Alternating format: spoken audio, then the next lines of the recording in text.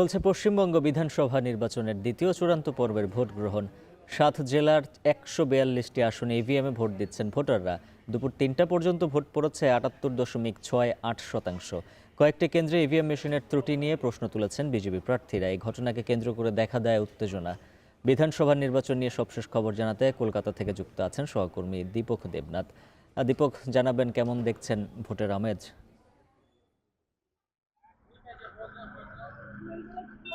দেখুন, সকালবেলা থেকে আমরা যে ভোটের আমেজ দেখেছি এখনো পর্যন্ত সেটাই বলবৎ রয়েছে এবং ভোটাররা খুব উৎসাহের সঙ্গে ভোট কেন্দ্রে উপস্থিত হয়েছেন সকালবেলা থেকে দেখেছি। এবং আমরা দেখেছি যে ভোট কেন্দ্রের ভিতরে যত ভোটাররা ছিলেন ঠিক বাইরেও কিন্তু ঠিক লম্বা লাইন আমরা দেখেছি। ভোটারদের মধ্যে একটা উৎসাহ রয়েছে এবং বেশ কিছু জায়গায় কিন্তু বিক্ষিপ্ত সহিংসতার ঘটনা ঘটেছে।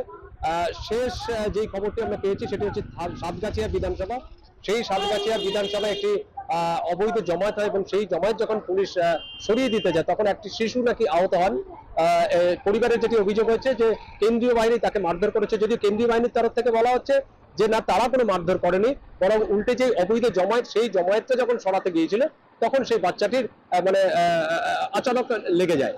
তো এরকম একটি ঘটনা এই মুহূর্তে আমাদের কাছে সামনে এসছে, কিন্তু এছাড়া নতুন করে কোনো সহিংসতা, নতুন করে কোনো ভায়োলেন্স, কোনো রক্তপাতের ঘটনা কিন্তু এখনো পর্যন্ত নেই। আপনি যেটা বলছিলেন যে বিকেল 3টে পর্যন্ত ভোট পড়েছে 78.68%। নির্বাচন কমিশন বলছে যে ভোটের উপর ভোট এখনো শান্তিপূর্ণ, বিক্ষিপ্ত কিছু ঘটনা ঘটেছে এবং বেশ কিছু অভিযোগ এসছে, সেই অভিযোগ তারা খতিয়ে দেখছে।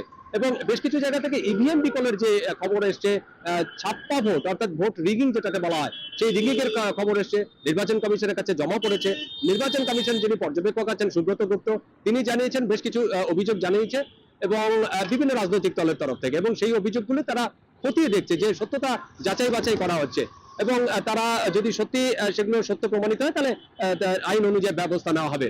এবং এক্ষুনি যেটি আমরা খবর পেলাম সেটি হচ্ছে যে মুখ্যমন্ত্রী মমতা ব্যানার্জি, তিনি বাবারপুর আসনের প্রার্থী, তৃণমূল প্রার্থী, যেই মুহূর্তে বিকেল 5টা নাগাদ তিনি ভোট গ্রহণ কেন্দ্রে আসবেন, তিনি নিজের ভোটটি দেবেন। তার বাড়ির পাশে যে কেন্দ্রটি আছে অর্থাৎ মিত্র ইনস্টিটিউশন, সেখানে তিনি ভোট দেবেন।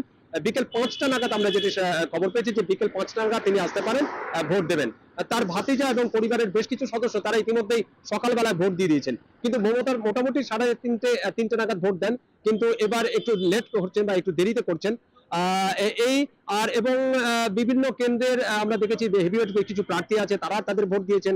হেভিওয়েট মন্ত্রীরা হয়েছেন, বিধায়করা হয়েছেন, তারা ভোট দিয়েছেন। টালিগঞ্জের একাধিক সেলিব্রিটি প্রার্থী আছেন, সেলিব্রিটি মুখ রয়েছেন, তারা ভোট দিয়েছেন। প্রসেনজিৎ চট্টোপাধ্যায়কে আমরা দেখেছি, তিনি বালিগঞ্জ কেন্দ্রে ভোট দিয়েছেন। দেবকে আমরা দেখেছি সেখানে সাউথ ইন্টারন্যাশনাল যেটি সেন্টার আছে সেখানে ভোট দিয়েছেন।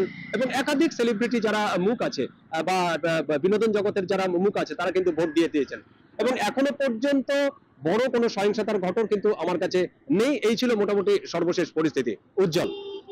বিধানসভা নির্বাচনে ভোটের খবর জানাচ্ছিলেন সহকর্মী দীপক দেবনাথ।